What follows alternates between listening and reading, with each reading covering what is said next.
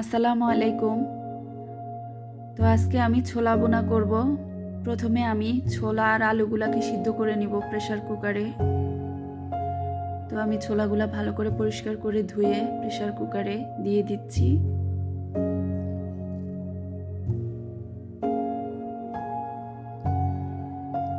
এগুলোকে আমি সিদ্ধ করে নিব।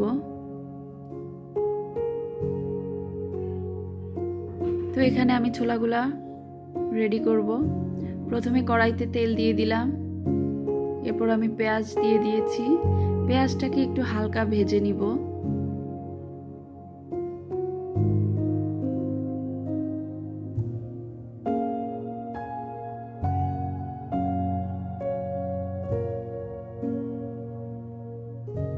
তো এরপর দিয়ে দিচ্ছি আমি একটু আদা বাটা, একটু রসুন বাটা দিয়ে আবার একটু ভাজবো। দিয়ে দেব একটু সামান্য পানি যাতে মশলাটা পুড়ে না যায়।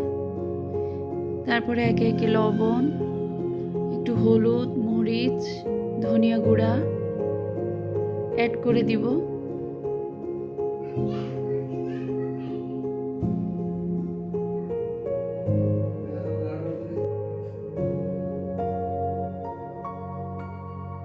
একটু কাঁচামরিচ ফালি করে দিয়েছি।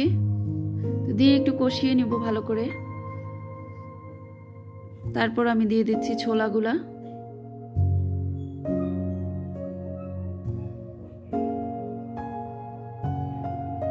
পরিমাণ মতো পানি দিয়ে দিব।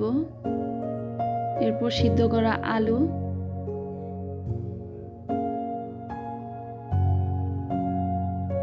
ভালো করে মিশিয়ে নিব।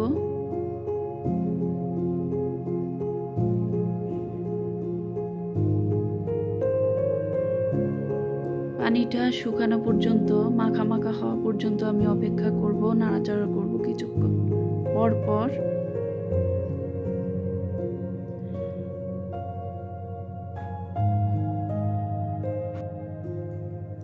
ভিডিওটি ভালো লাগলে অবশ্যই আমার চ্যানেলটি সাবস্ক্রাইব করবেন এবং লাইক কমেন্টস করে আমার পাশে থাকবেন।